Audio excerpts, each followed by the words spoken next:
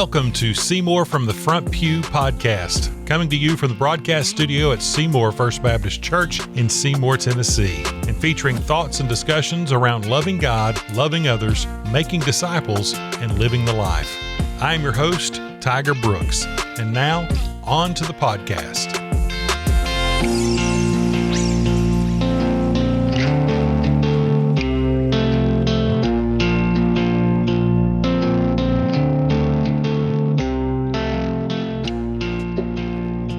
Hello, everyone. Welcome into our post-spring break edition of Seymour from the Front Pew. Hey, listen.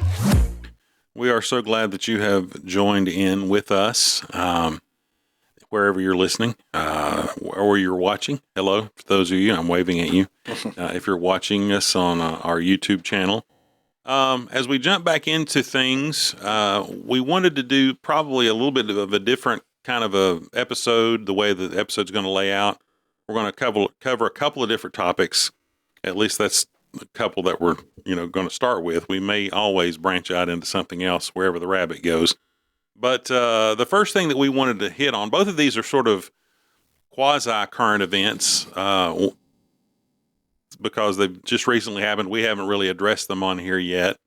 But the first thing that we are really excited about in Southern Baptist life is the fact that we have elected a new president and CEO of the Southern Baptist Convention Executive Committee. Man, you got that right. It's a It mouthful. is. Because anyway, understanding all of that and what that means. Yeah. Is not done by most people, if that makes any sense. So, yeah. So his name is Jeff Orge, and we have a key cog in the wheel. I don't know about that. Is Corey was a part of the search team was no small undertaking, and you can kind of I think kind of talk through what that process looked like and the volume of work that involved. But yeah, Jeff Orge like a forge. He told us this like when we met with him. IORG. IORG, but you say it like forge without the F, so Orge. Yeah, man, it was a long process. I'd say that. And, again, at the time, we ended up, I guess it was somewhere around 10 to 11 months, but it felt like longer. Everybody's nodding their heads. It felt like longer to us, too. Yeah, I mean, and this is not a complaint at all. I was honored to be a part of the process. I went back and looked as we were wrapping up, and our chairman put some stuff together. 11 months, 2,000 hours of face-to-face gatherings. So via Zoom or in person, we met, and y'all know this. I mean, it was every Thursday on Zoom from the time we started until after we finished. We were still meeting on Zoom. And you figured it out that if you break that up into 40-hour weeks, that's almost a year, solid year. Yeah, it is. It's actually like 54 weeks, I think, something like that. Yeah. So, and again, not a complaint, just the reality of what it took to get it done. And some of those were, again, I think I didn't figure out the hours, but some of that was where we met for a weekend. Let's say we met from Thursday to Saturday. I'm sure he counted from the time our meetings began until we left or whatever else. But the reality is the vast majority of those times we met. We would meet till 9 o'clock at night, and we would pick back up at 7:30 in the morning with either with candidates or with our committee to debrief on stuff. And many people know we went through. Of course, we went through a candidate that we were vetting, and then education didn't verify, so we had to drop that candidate. They had to leave their position that they were currently in, and then we started over. I went through a process, got down to a person that we were going to present. We never released his name. He ended up releasing his name later. And he pulled his name about 2 weeks before we were going to release it. And luckily, at that point in time, we really didn't have to restart. And that's really where we pick up with Jeff. So I found out that Thomas was going to pull his name on a Monday at 5 p.m. on a Monday evening is when I found out. And that was pretty quickly after the chairman found out. He pulled us together really quickly. At 10 a.m. on Tuesday morning, we released that to the public. So we were very open with our process all the way through. And it was if you hear Dr. Orge's testimony, it was that Tuesday morning. He woke up on the West Coast, and he said, I woke up to just his phone had tons of messages. And he said, that doesn't happen every day, but it happens sometimes. And it usually, whenever it happens, it means that something has happened in the West, and I'm waking up to all of that knowledge. And it was that day that God worked in his heart to say and to move him to being open to coming into this position. And he opened his phone to multiple friends and SBC leaders, encouraging him by saying, word is that the candidate has dropped his name. We prayerfully ask you to consider this and to put your name forward. And he started down the process of being willing. And again, hopefully, I hope that people will be able to hear his heart through all of this somewhere along the way. But he had plans to retire. Yeah, he's got three grown children. Let's interject here for those that don't know a little bit about his background. He has been for the last couple of decades the president of Gateway Seminary. Gateway Seminary, which was Golden Gate Seminary. So he was 2004 is when he went there. It was Gateway Seminary, which was in San Francisco, and he moved or led. That was Golden Gate Seminary. Sorry, It was Golden Gate Seminary when it was in San Francisco area, and he led them to sell their property and to move. And as they did that, to kind of multi-site out to have more campuses throughout the West, and they've really become the leading seminary for the West from Colorado on, and really just has been an incredible leader there. So he's been there since 2004. He was the executive director of the Northwest Baptist Convention before that, which again up in Washington, Oregon area. And then before that, he was a church planter pastor in Oregon, Gresham, Oregon, which is actually outside of Portland.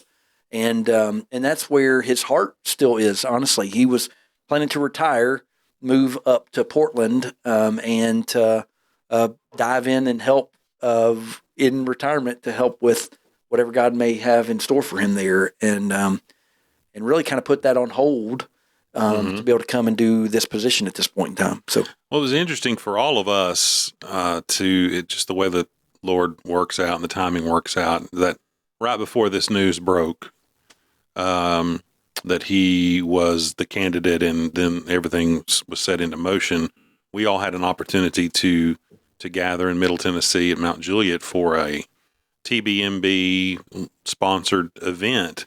That was, what was it? It was Church Revitalization. Yeah. I'm sorry. Church Revitalization Conference, which was great. And Jeff Orge was one of the speakers. And we all left thinking, man, this is solid stuff. I mean, he's very laid back. He's very, every man kind of guy. He's a great storyteller too. He so he incorporates stories from his life and from others into how he teaches biblical principles and points. He is not an academic to the degree that you are left like I can't approach that guy. We have nothing in common. He's just you can tell he's a pastor that's been around the horn a few times and has developed a lot of experience in different areas. And he communicates that very well. He's a great communicator. And so, we all kind of left. I don't want to speak for y'all, but we all left thinking, this guy's pretty solid. I hope this kind of comes out. I mean, Yeah. we were a little privy to the conference. Yeah. So, I mean, again, But we didn't say anything. We couldn't say anything. right. Well, I mean, again, so that week, I mean, that conference was Thursday, Friday, right? Does that sound right? Yep. And so I Met with you all. Yeah, I had executive committee Monday, Tuesday, and we interviewed him Tuesday night or Wednesday morning. I can't remember. It all runs together. So, I mean, it was all in this very short period of time.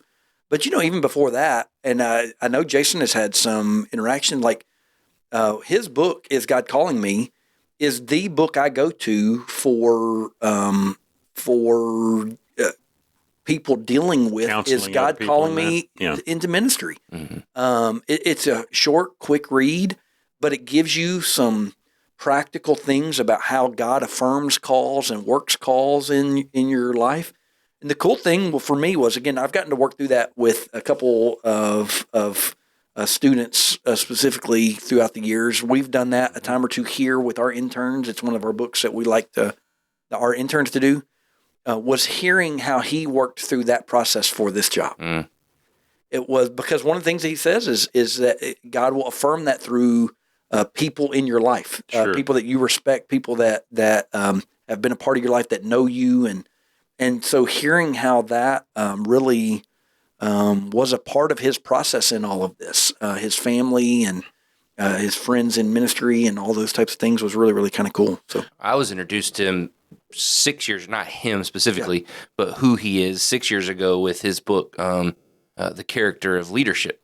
And that book has been transformative in my life, just in terms of thinking about leadership from a biblical perspective. And so whenever you first started realizing that was a possibility, I think there's excitement growing there. And that's just from me, my introduction of him through his writings, his books. Right. And so I think that was kind of a neat little spill to it. Yeah. And big baseball guy too. Sorry, like again, just an everyday guy. I mean, I would envision if Austin was around him long, they're going to have lots of baseball conversations, right? Because he's just a baseball guy. When he's in San Francisco, he was a chaplain for the Giants. He has 3 World Series rings from spending time with and being around the team.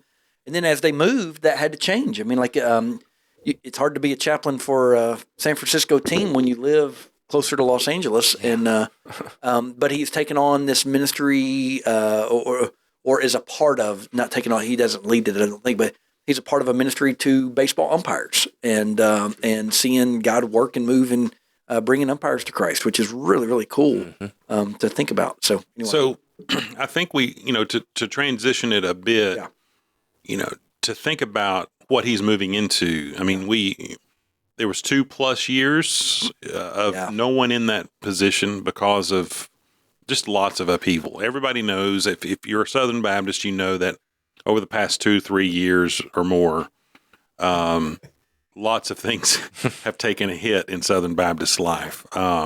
We've had the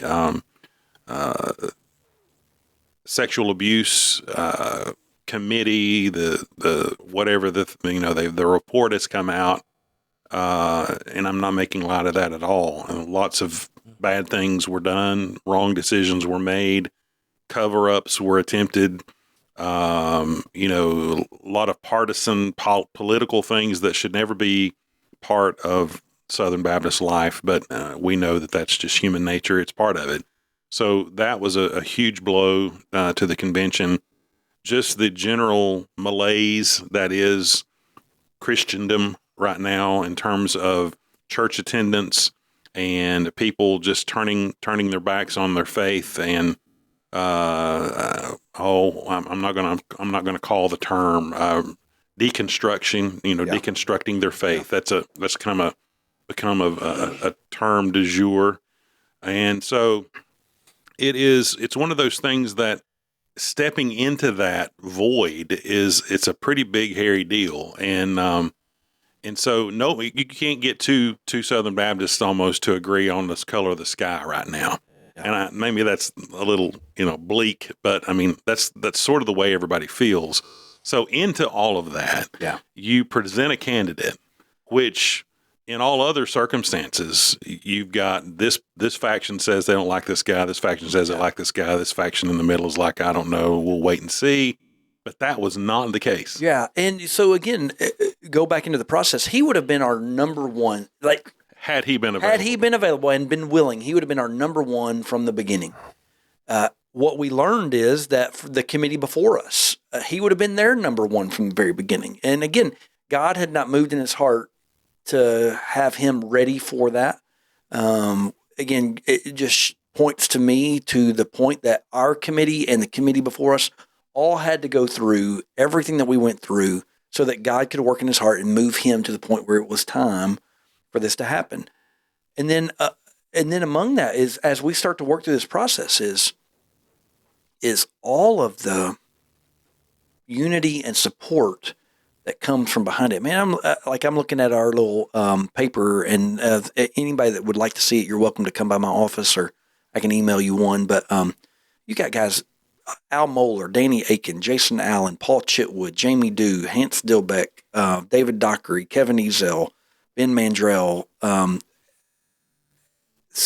Randy Davis, and Rick Lance, and Tommy Green, all of these guys that are leaders in their own right inside of our convention that say Jeff Orge is a man of integrity and a leader of leaders. When you get leaders that talk about somebody else's leadership, like there's just something about that. And then to find it across the board, you find it from guys that have worked with him in the West to guys that have just watched him and seen him and been a part of his teaching or whatever else. There was support all the way around. His board members that he's had to work with at Gateway, his faculty and staff. I mean, like, you just continue to see it as we built toward the vote. Our prayer was really, God show this.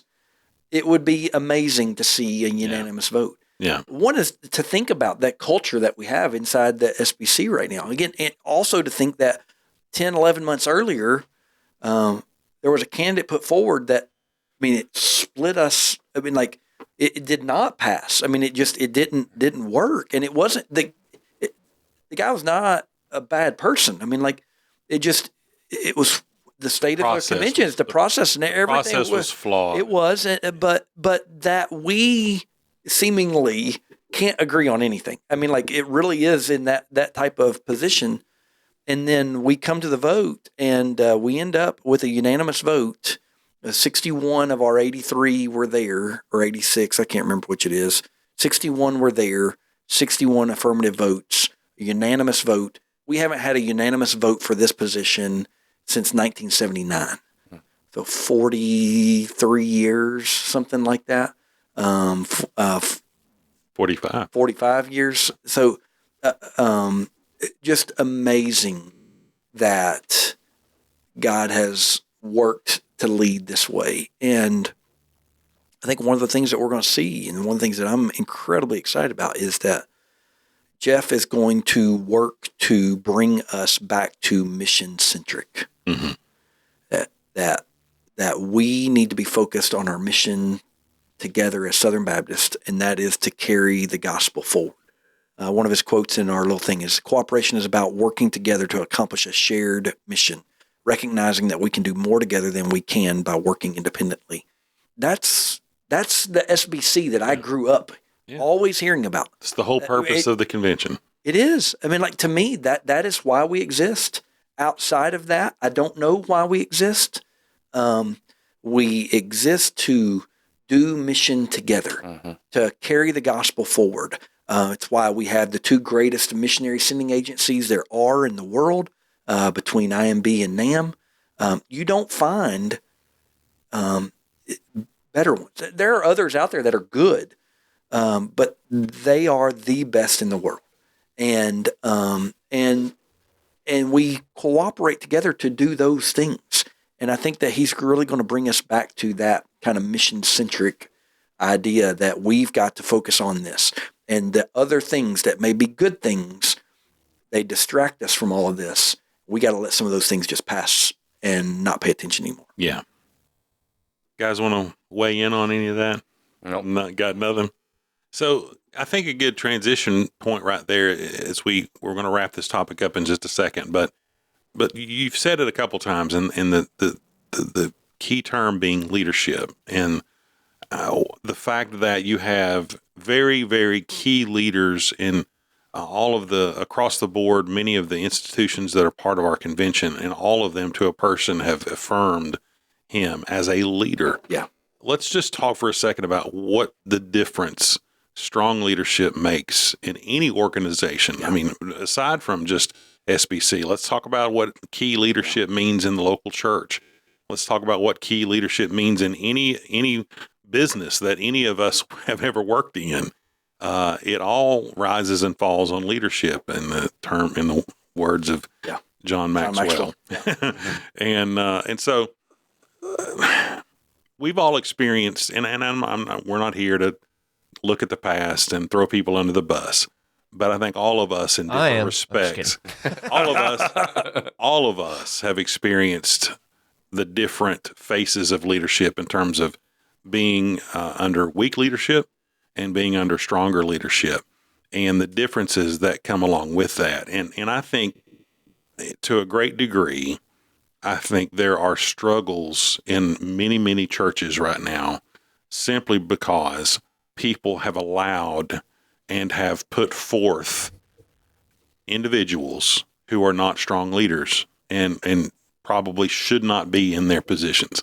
That may be a heavy-handed way of saying it, but I think I'm just trying to be as honest as I can be. Well, and then I would also say with that, I don't want to blame people all the time, because we've also had leaders take advantage of and not do the way they should.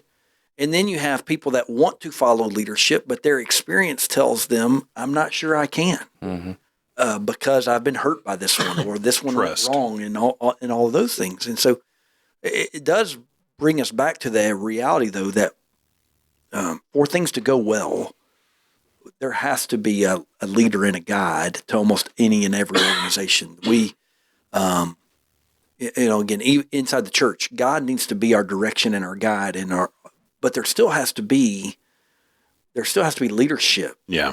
And so there still has to be I hate to say a person, because I think it can be shared, but there has to be a direction. There has to be some clear unifying leadership. And usually in the absence of that, what you have is you have a vacuum that leads to the wrong people. Mm-hmm. The wrong people, it doesn't mean bad-hearted. They may have the right heart for it, but they're just the wrong people for it. Mm-hmm. Or you could have the wrong heart for it, but the ability to lead. I mean, it just is. It can be really hard. Yeah. So, So I would say, kind of going all the way back to what you were saying a minute ago. So Austin enters the chat. Yeah, eventually. So I was at I got asked to go. Corey signed me up for a thing with Lifeway last week, and I had to go to Lifeway with this panel about, how can Lifeway worship? How do they? I don't know. Whatever. Anyway, the question, the first question. How do we do better? Well, it was anyway. Most people don't know that Lifeway worship decided they were going to shut down, and then they decided no, they're not. So they're trying to figure out how to survive as a company, but blah blah blah blah blah blah. Anyway, nobody cares. But the first question that they asked, all these worship pastors from across Tennessee were there, and the first question that they asked was, how does Lifeway, how can they be a trusted ministry partner? And we had to answer that question. The thing that I said is that I think that what Lifeway has going for it is that they are already trusted. And in a day and age right now where we have lost the ability to trust most leadership, because so many people that we thought were giants have fallen, that the general and cancel culture being what it is, and all the things that, generally speaking, people these days are skeptical of leadership. And for Lifeway, I would say the average Southern Baptist trusts Lifeway. If it says Lifeway on it, they're going to trust it. So you have that going for you. You don't have to earn trust. Whereas most most, whether it's leadership or companies or whatever, they have to earn your trust right now.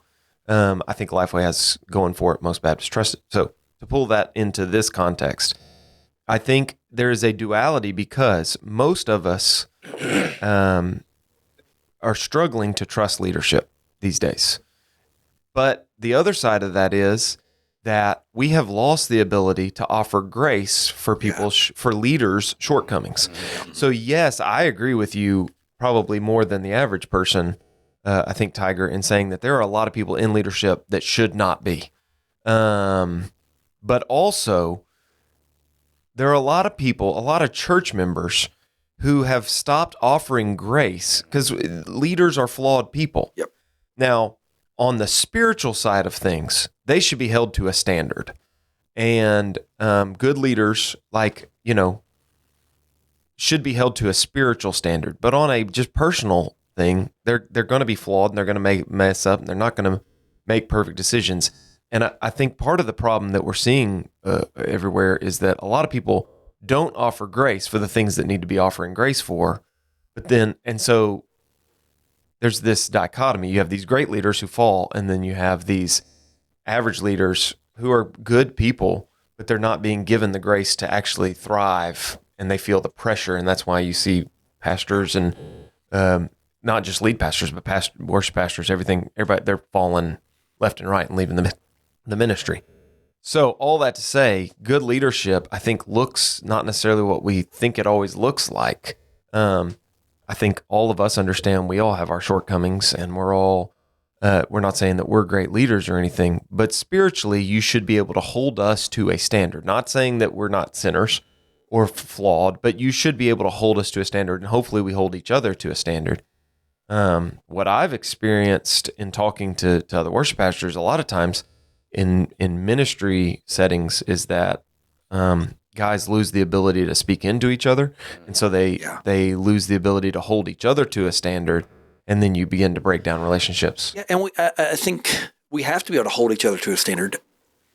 Spiritually, but even in spiritually, we have to have room for grace there, because we're not going to do spiritually everything right all the time. Right. We are not going to get it right all the time. I think that goes back to your sermon yesterday about the early church.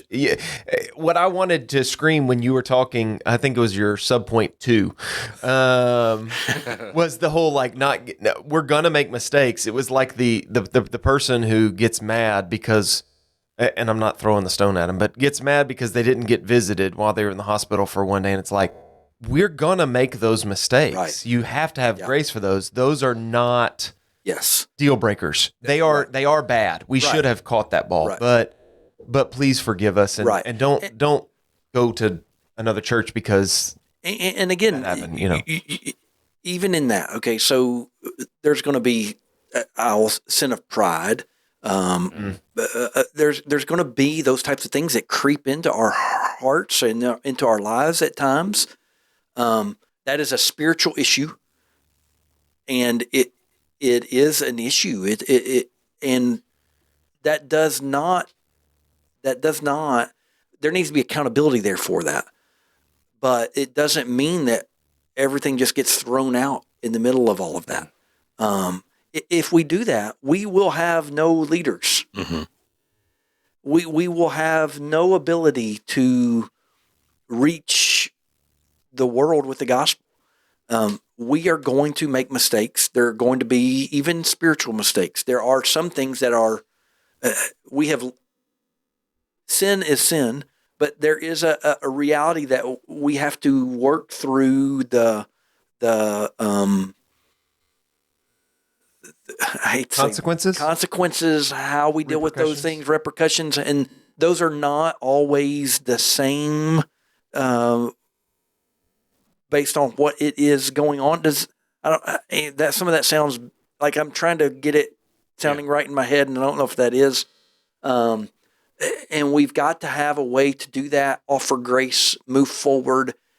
And what we do in that is often what we miss the importance of is we show the world authentic life. Mm-hmm.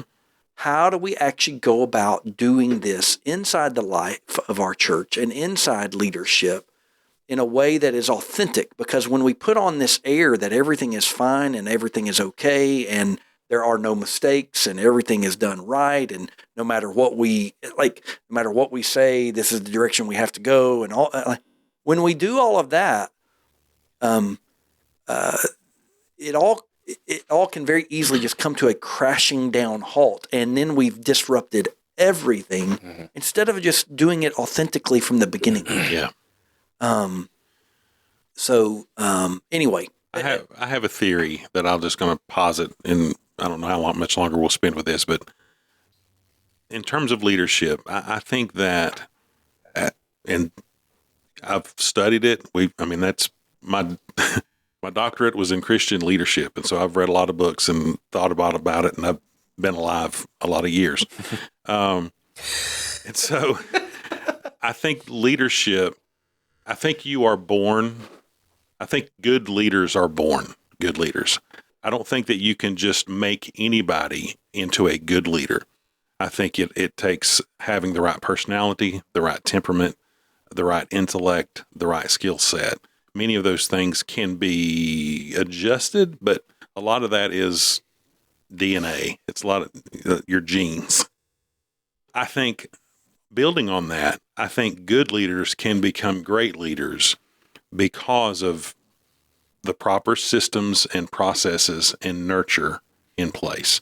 If they are continuing to be discipled, if they are continuing to feed themselves, if they are continuing to follow God's leadership in their own lives, and if they bring people around them that can continue to help them grow, I think that's how you get from good to great in terms of leadership. And that also, with that same thought in mind, that's how you keep people from becoming great leaders, because of faulty systems, because of not having the support that's necessary for them, and because good leaders can sometimes go astray and because all those things are not in place. They don't have the support. They don't have the accountability. They don't have other things. They can't excel at what God has allowed them to do. That's just my theory, and I think we have seen that play out in a number of different respects. I've known individuals who were at this point, at one point in their life, but because of their getting the right people around them and doing the right things and having the right practices, they move up and they have excelled in their leadership because of those things. And so anyway, yeah, I think we see that take place in Southern Baptist life. And all of that to say, to me, I'm going to fail you. Mm-hmm. I have no doubt of it. I know myself. I will not get it all right. I look at Jeff, and as excited as I am about all of the support and the direction that we're heading, he is going to fail me, someone. The importance is that, okay, so yes, right systems in place, so we catch stuff, we do that, we have accountability, we show grace, we live life, and we keep going. And if that is, okay, I look back to our process. If that's a failure to the point where it means out of the position or whatever else, it doesn't mean the end of everything. Right. We address it, we do what needs to happen, and we move forward. Again, everything that happened with Willie, and he was our interim president, we thought might be our president. The reality was that when we hit all of that and we shed light on the truth and everything that was going on there, we still move forward. Mm-hmm. We still find a way to move toward what it is that God wants for our denomination. And in the middle of all that, let me say, our denomination is not the church. Yeah, mm-hmm. It is not the church. And the church has a much longer lifespan as an organism than our denomination does. Exactly. Mm-hmm. It will exist until Christ comes back. Now, it doesn't mean that Seymour First Baptist will, but the church will exist until Christ comes back. Yeah, the body of Christ. Yeah. Two things for me when as I'm listening to everything, I agree with everything y'all have said, but two things that kind of stick out in my head. Number one, we all everyone, whether we admit it or not, desire to be led. We want people in our lives or circumstances in our lives that give us direction and help. Even the highest of leaders, I would say, have that desire to be led. And I would say that is God-given, that ultimately, when it comes down to it, we all have one leader, and that is Christ, the head. And yes, obviously that's the case inside the church, but in the end of the day, even beyond the church, God is still at the head of all things. And I think we all recognize that. Whether you do or not, he is still in charge. But I think as you think about that and think, hearing what you guys are saying about leaders and whatnot, the thing that kind of sticks out in my head, thinking about when you were kind of talking about the difference of good leaders and great leaders, the one thing that kind of keeps popping into my head is humility. That sometimes what makes a good leader a great leader is a humble leader. And I think that comes back to all this stuff that a humble leader knows and recognizes that he or she can make mistakes and can do things the wrong, can mess up, but is willing to seek forgiveness and to admit it if the case comes to that, and other areas to that I even look at it from sports right now as something, you've got March Madness all going on and coaches are leaders, right? I mean, coaches are leaders, and there's a list that came out, and it was from the women's side. I haven't seen it from the men's side, but a list that came out of they did a statistic of the coaches that players would least like to be coached by, and it was surprising to me that a lot of the head leaders, the head coaches that we would look in the game right now and say, well, obviously everybody wants to go and play for them. They were at the top of the list of not being the ones wanting to be coached by. And I thought that was very interesting. And I started thinking about that a little bit. And I think, when I looked at that list of coaches, because the majority of those on that list were not humble coaches. Yeah. They were coaches that were very boisterous and just feel like it. A lot of times it feels like it's about them rather than the team and different things of that nature. And I thought that was an interesting dynamic, that you would look at it from an outward perspective and say, oh, everybody would want to play for that coach because they're at the top of the game. But then whenever you get down into the nitty gritty of the players saying, who do I want to play for? They are not on that list. They are actually on the low end of that. And I think it's the same for us. Again, we all within the life of the church, I think people in the church, they want to be led. They genuinely have a desire to be led, and it's not that they are bucking at being led. It's that they want humble leadership that seeks to, that number one in the life of the church seeks the leadership of Christ, right? And then that trickles down beyond. And I think the only way that really trickles down is through humility, and otherwise it comes down in a way that people just don't want. Right. Well, I mean, again, the biblical model is the idea of the good shepherd, an under shepherd, and our followers, our disciples, and so again, the model that we have biblically is for leadership, but it has to be a humble leadership because pride. I mean, the opposite of humility is pride. Yeah, and again, over and over, we see one of the things that God hates is pride. Yeah. Again, and it creeps into all of it. I mean, it can easily creep into all of us. When we're a part of things that are successful, where God is working and moving, it's easy for pride to creep into those things.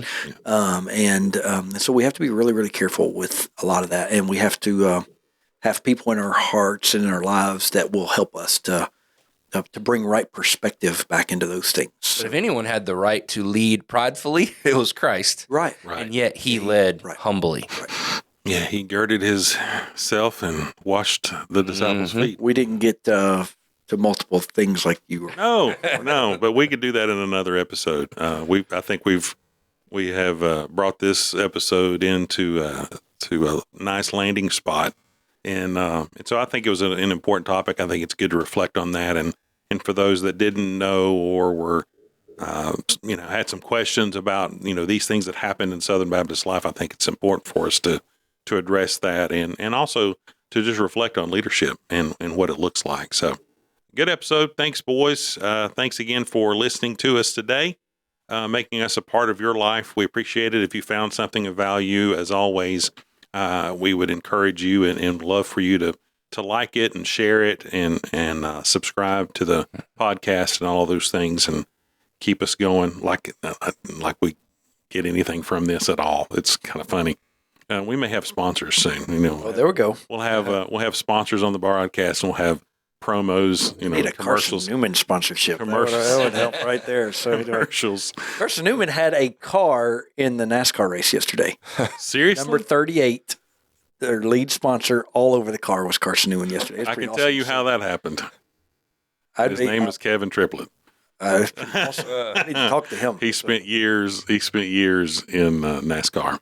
Anyway, cool. Anyway, that's enough of that. Thanks for listening. And as always, you can reach out to us via the email you're about to hear. And with that said, say bye, fellas. See ya. Bye. Bye. Listen. Thank you for listening to Seymour from the Front Pew. Our sole desire for this podcast is to glorify God by educating and encouraging His body.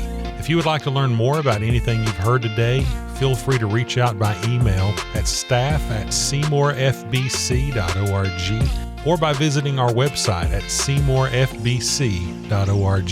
If you're located near our community and do not have a church home, come worship with us at 10:15 a.m. on Sunday morning. Until then, we pray God's richest blessings on you and yours as you love God, love others, make disciples, and live the life.